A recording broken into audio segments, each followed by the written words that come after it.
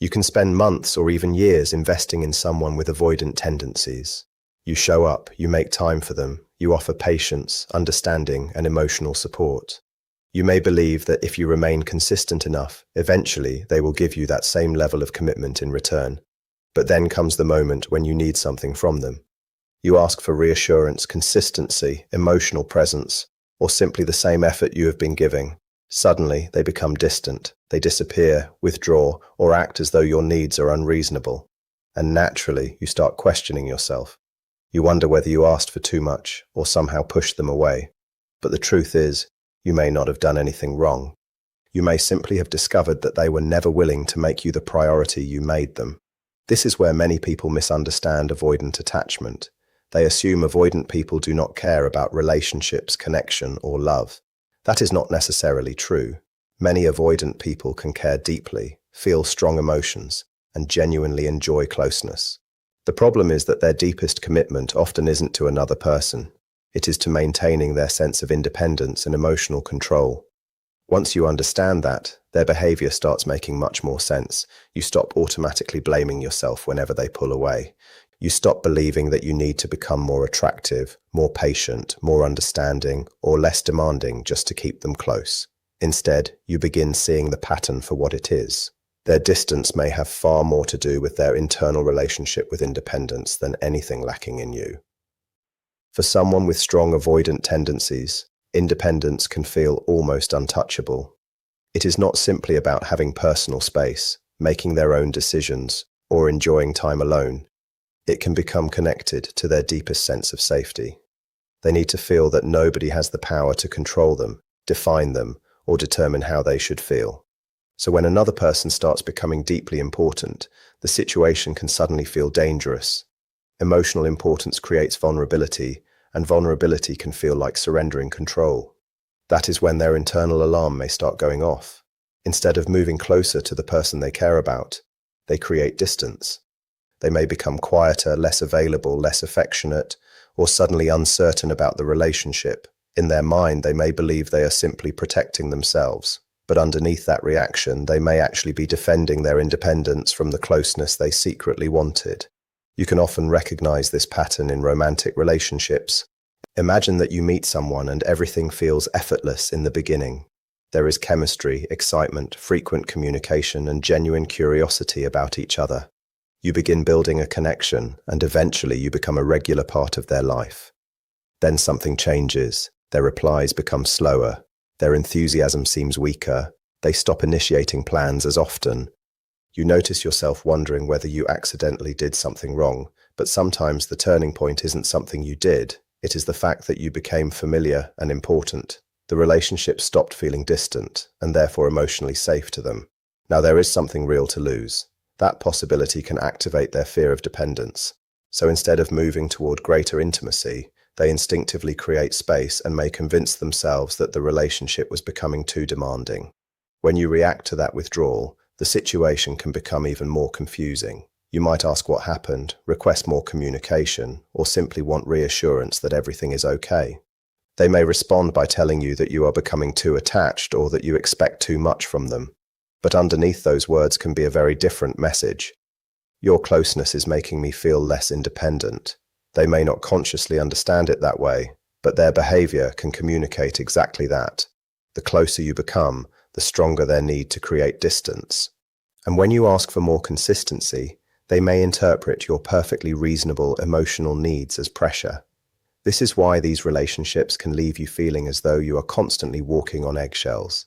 You are trying to build security while they are trying to restore emotional distance. The same pattern can appear in friendships. Maybe you have a friend who always seems grateful when you support them. Whenever they experience a difficult situation, you answer the phone, listen to their problems, encourage them, and make yourself available.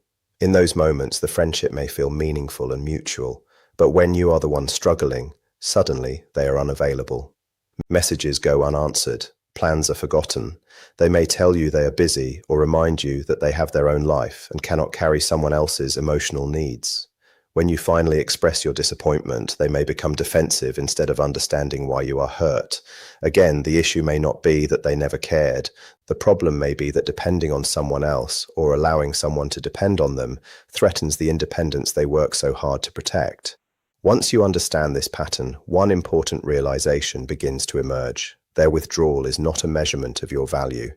Their inability to maintain closeness does not automatically mean you are unlovable, unattractive, boring, difficult, or somehow inadequate. You could be an incredibly caring and emotionally mature person and still activate an avoidant person's defenses simply because genuine intimacy requires vulnerability. That is their internal conflict to work through. They may want connection while simultaneously fearing what connection requires from them. They may want someone close while also becoming uncomfortable when that person actually gets close. That contradiction is what makes avoidant relationships so confusing. You are often dealing with two opposing forces at the same time, the desire to connect and the need to remain completely self-protected. This is also why avoidant behavior can become so exhausting for the person on the receiving end. It is not necessarily because the avoidant person is cruel or intentionally trying to hurt you. Many are kind, intelligent, caring, accomplished, and genuinely good people.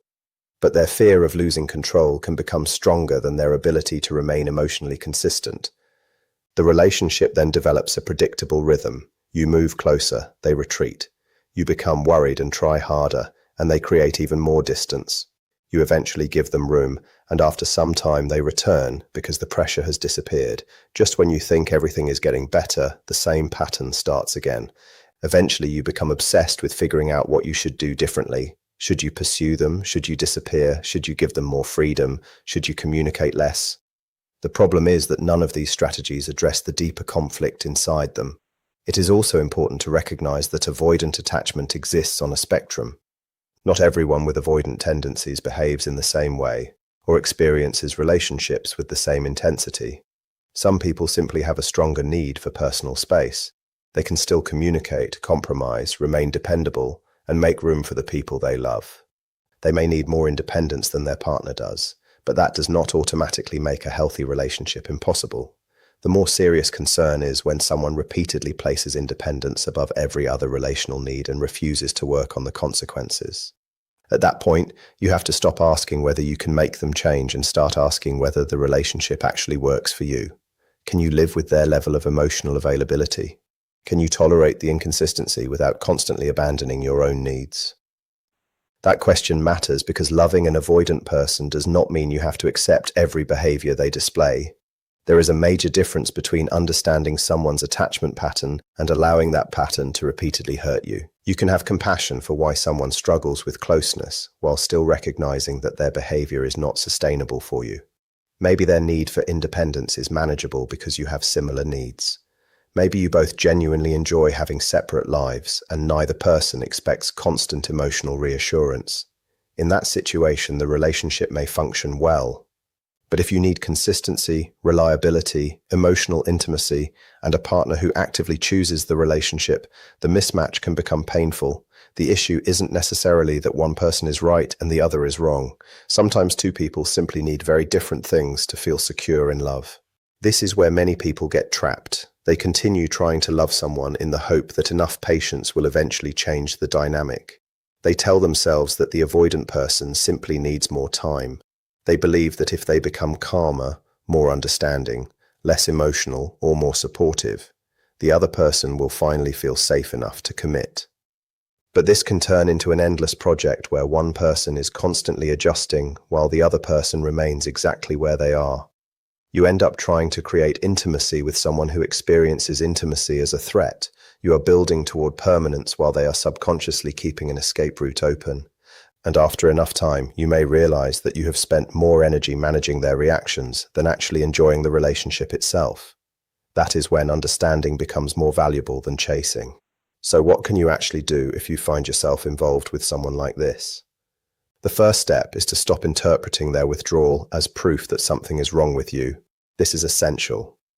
When someone suddenly becomes distant, your mind may immediately search for an explanation inside yourself. You start reviewing conversations, questioning your behavior, and wondering whether you became too emotional or asked for too much. But their attachment pattern existed before you entered their life. You did not create it simply by loving them. Their instinct to retreat when closeness increases may have developed through experiences, beliefs, and emotional conditioning that have nothing to do with your worth. Understanding that can help you stop taking responsibility for something that was never yours to fix in the first place. The second step is establishing boundaries that clearly communicate what you require from a relationship. Instead of constantly adapting to their withdrawal, you need to understand your own minimum standards. Maybe you need regular communication. Maybe you need someone who follows through on plans. Maybe you need emotional honesty, consistency, and clarity about where the relationship is going. Those are legitimate needs. You can communicate them without demanding that someone become a completely different person. The important part is what you do after communicating them. A boundary is not simply telling someone what you want and hoping they comply. It is deciding what you will do if your needs consistently remain unmet. If someone repeatedly gives you minimal effort while expecting you to remain fully available, you have to be willing to reconsider your participation in that dynamic.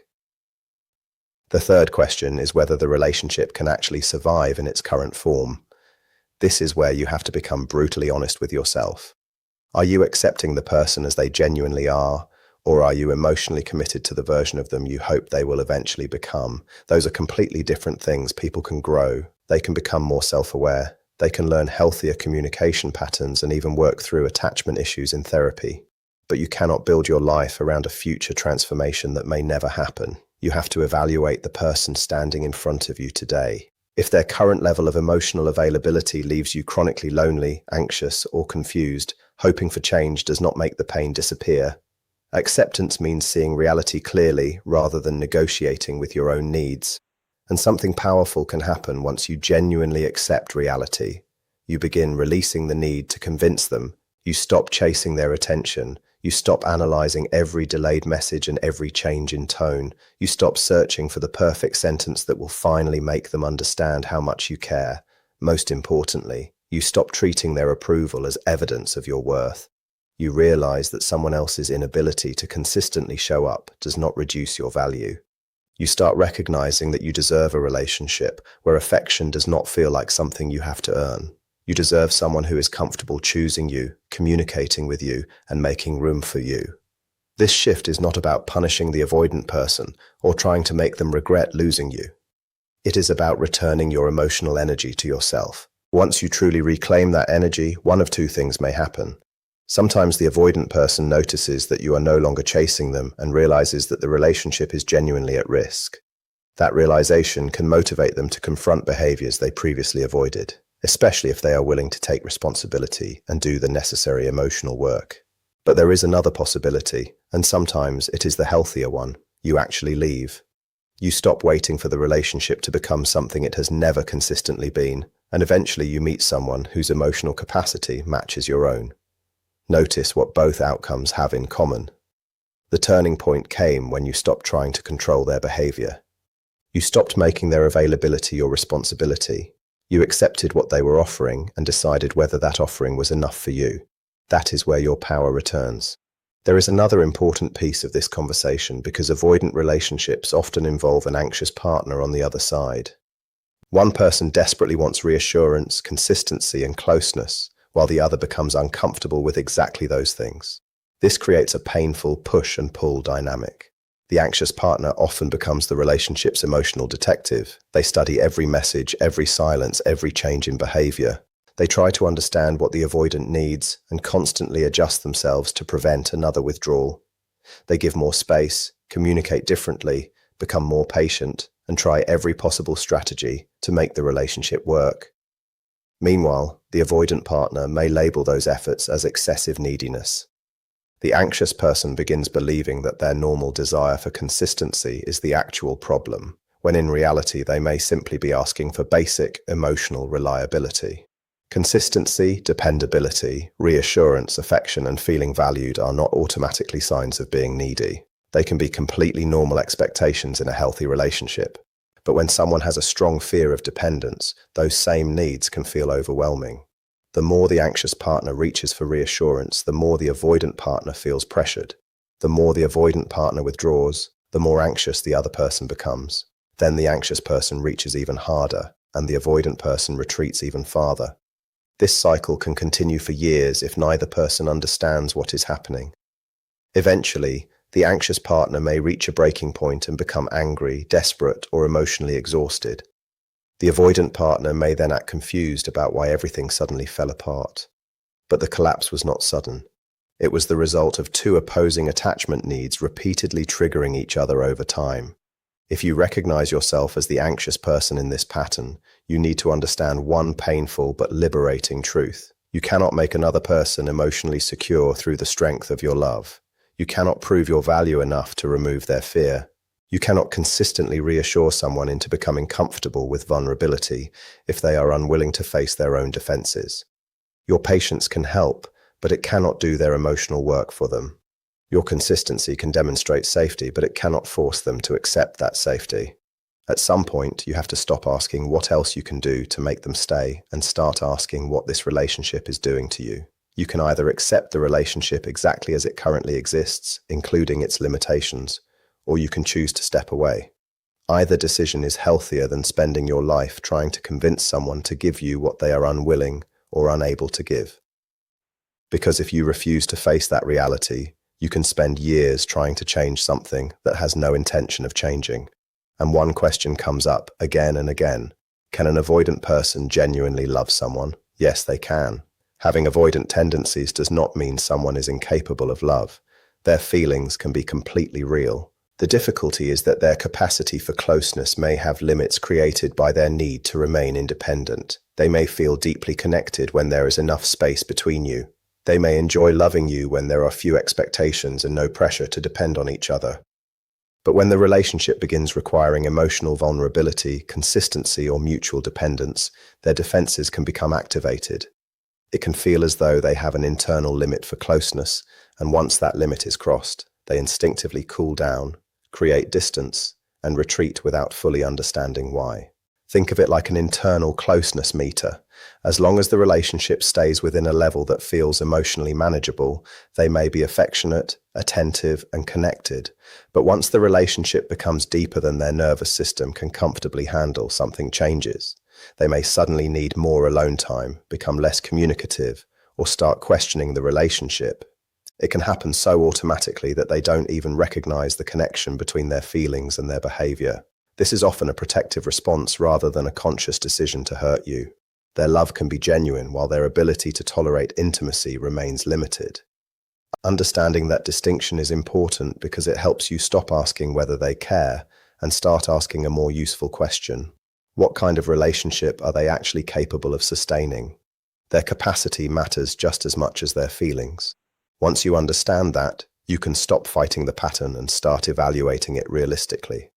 You can observe how much closeness they can comfortably handle, how consistently they communicate, and how willing they are to compromise. Then you get to decide whether that level of connection is enough for you. And this is where many people have to confront an uncomfortable truth. Most people do not want a relationship where love is available only under carefully controlled conditions.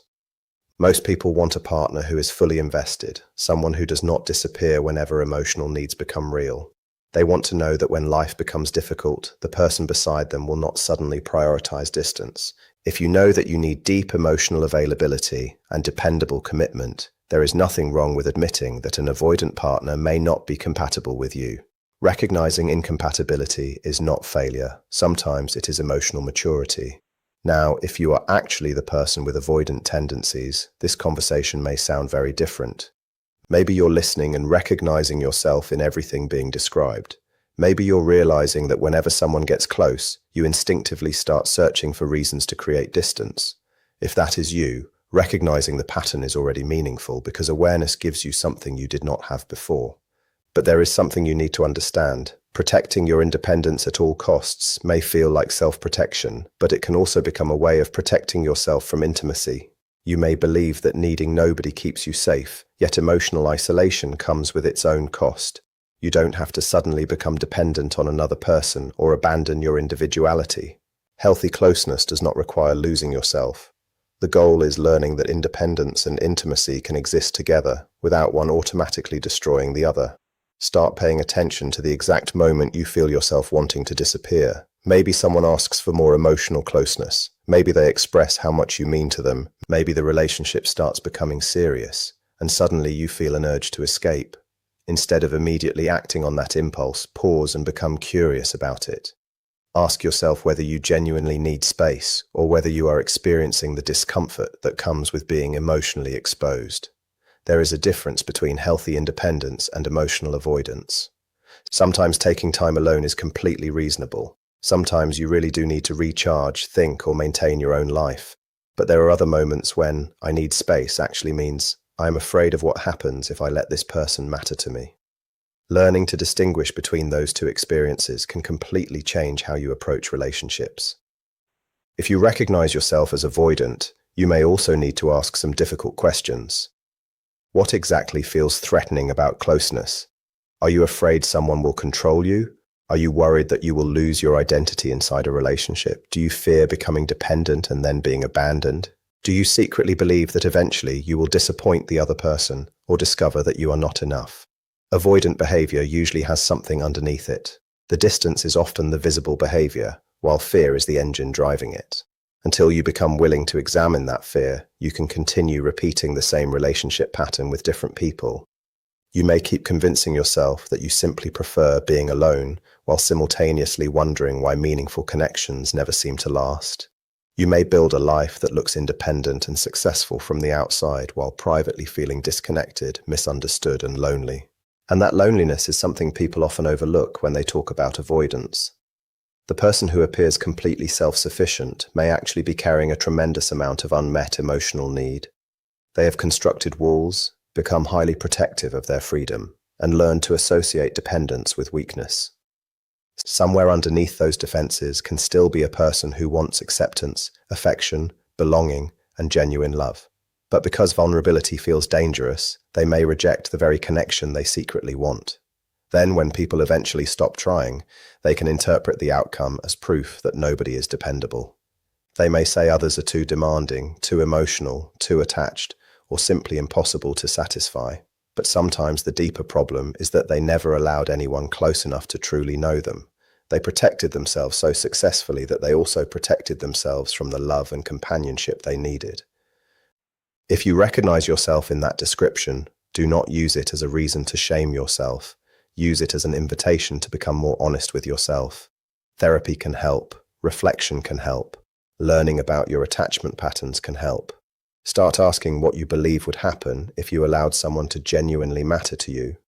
What are you imagining will happen if you depend on another person occasionally? What feels so dangerous about being known? What would you lose? And what might you actually gain? Sometimes your nervous system predicts catastrophe because it learned to associate closeness with danger.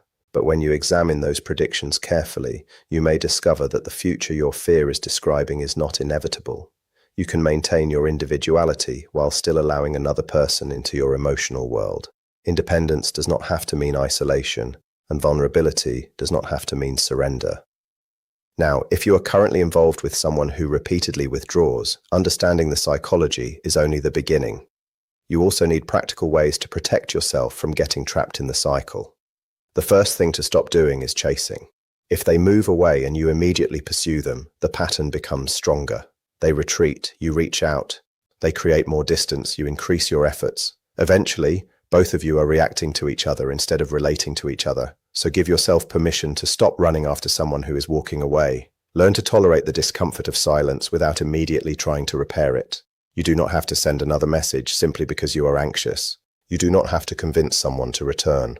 Sometimes stepping back is not a strategy to make them chase you. It is simply a way of getting your emotional balance back. The second step is to communicate your needs directly.